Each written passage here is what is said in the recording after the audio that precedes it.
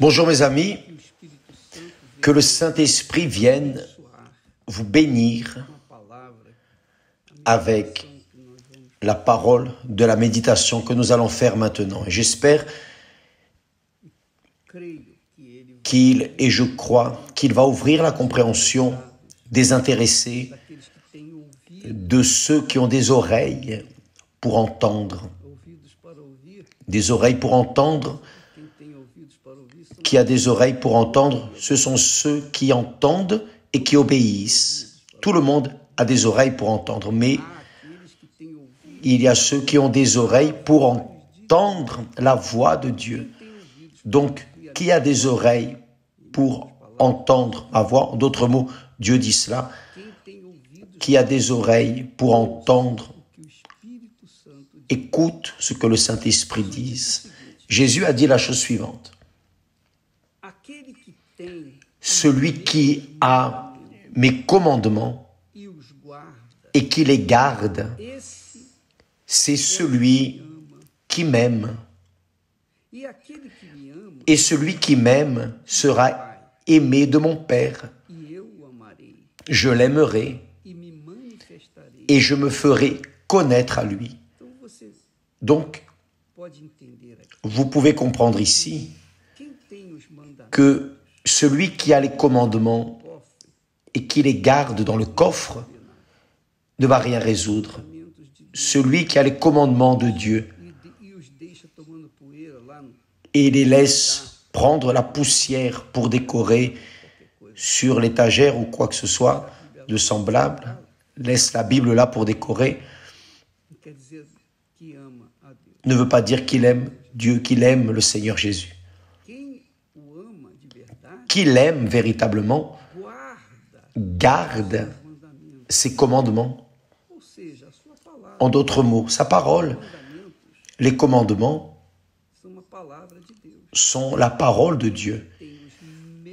Celui qui a mes commandements et qui les garde, c'est celui qui m'aime. Donc, vous voyez beaucoup de personnes dire « je crois en Dieu », d'autres disent « j'aime Dieu, j'aime ». Juste de simples mots. Ce monde est d'une grande hypocrisie, y compris dans les églises. Y compris dans les églises. Beaucoup d'officiers de l'église disent la même chose parce que dire « ah, je t'aime Jésus » est très facile. C'est simple. Cela ne coûte rien. Mais obéir à ses commandements, à son éthique, obéir à sa parole, pratiquer sa parole, là, c'est autre chose. C'est la vérité. Donc, vous vérifiez ici que tous ceux qui ont la connaissance du Très-Haut, qui ont connaissance à travers sa parole, ont une réaction ou l'autre.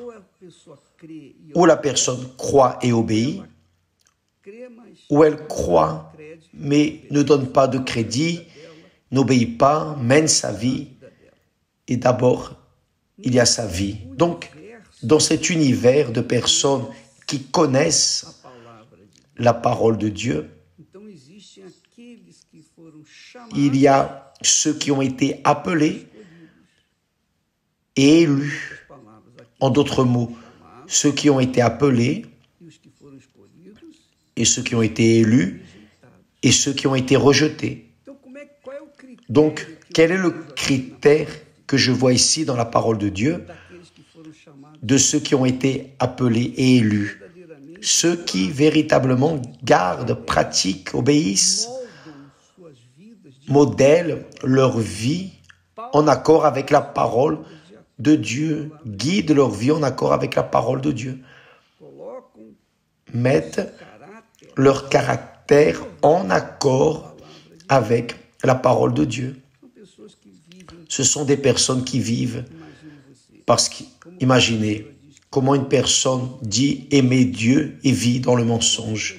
Comment une personne dit aimer Dieu et vit dans la prostitution, dans la pornographie, dans la tromperie, avec des désirs. Comment est-ce que la personne dit qu'elle aime Dieu, mais ses projets personnels sont au-dessus de tout? Ce n'est pas possible.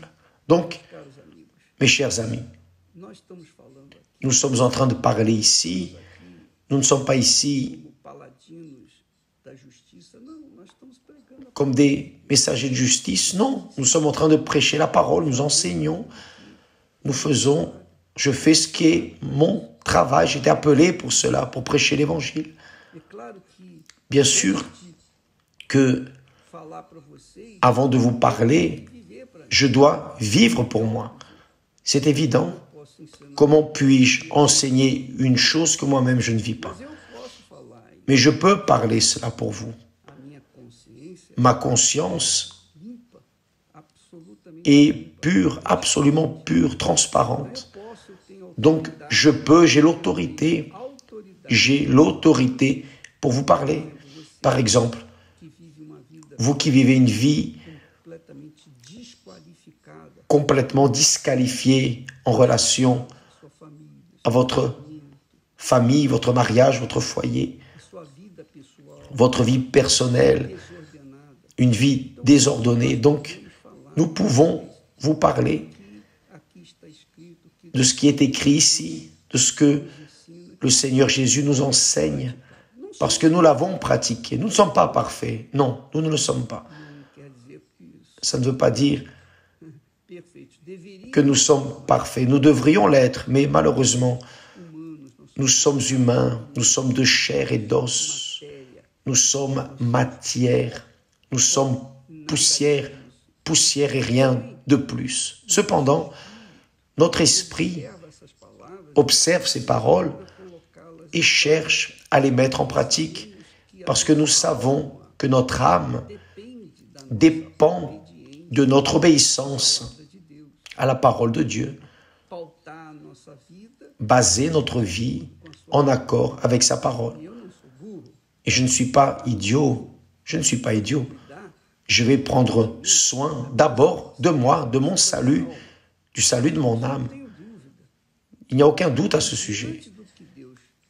Et devant ce que Dieu m'a donné, nous avons transféré aux personnes qui veulent être sauvées, qui veulent sauver leurs âmes. Parce qu'après la mort, il n'y a plus rien à faire. Il n'y a plus de solution. Il n'y a pas de retour. C'est une fois seulement. Un aller simple. Donc, vous qui me regardez en cet instant et qui vivez une vie, un pied à l'église et un pied dans le monde, qui essayez de plaire aux uns et aux autres, plaire à Dieu et aussi aux amis, à ceux que vous connaissez, parce que vous ne voulez pas être ridiculisé à cause de votre foi. Or, vous devez décider, si vous restez entre une chose et l'autre, vous n'arriverez nulle part, vous allez perdre ce que Dieu vous offre. Et je vais considérer sincèrement que vous avez été appelé, mais que vous n'avez pas été choisi. Parce que qui a été appelé et élu demeure jusqu'à la fin. Qui a été appelé et élu aime le Seigneur, aime ses commandements, aime sa parole, pratique sa parole. Mais on pratique sa parole parce que les pensées de Dieu sont pour la vie, pour notre vie, pour notre propre bien. Il n'a pas besoin de nous, il est Dieu. Il n'a pas besoin de vous, ni de moi, de personne. Il est autosuffisant, il est divin. Personne ne l'a créé. Il est déjà Dieu avant toute chose, il a toujours été. C'est lui qui nous a créés. Donc, quiconque obéit, qui a du bon sens pour obéir, moissonne les fruits de l'obéissance. Et quiconque écoute sans pratiquer, sans obéir, va moissonner les fruits de la désobéissance. Ça ne dépend que de la propre personne. Celui qui a mes commandements et qui les garde, c'est celui qui m'aime. Jésus pointe ici, c'est celui qui m'aime. Et celui qui m'aime, celui qui véritablement m'aime, sera aimé de mon Père. Je l'aimerai et je me ferai connaître à lui. Jésus se manifeste à nous comme un évêque, avec des révélations, des instructions, des orientations. Et tout ce qu'il m'a donné, je vous le transmets. J'ai partagé avec tout le monde, avec tous ceux, bien sûr, qui croient, avec tous ceux qui veulent sauver leur âme. Donc, mes chers amis, ce que je vous enseigne, je l'enseigne à mes enfants. Je leur transmets aussi. Mon héritage, je vais le laisser ici pour eux. Ils vont le laisser pour les autres, parce que tout le monde sert Dieu. Donc, quand ils servent Dieu, ils servent avec la révélation que Dieu leur donne. Lorsque nous servons Dieu, il nous donne pour que nous puissions ensuite distribuer aux personnes. Donc, c'est l'héritage que notre Seigneur Jésus-Christ nous a laissé. Sa parole, et plus, sa parole, ses promesses, sont un titre de propriété que nous possédons. Ce titre est enregistré dans le royaume des cieux.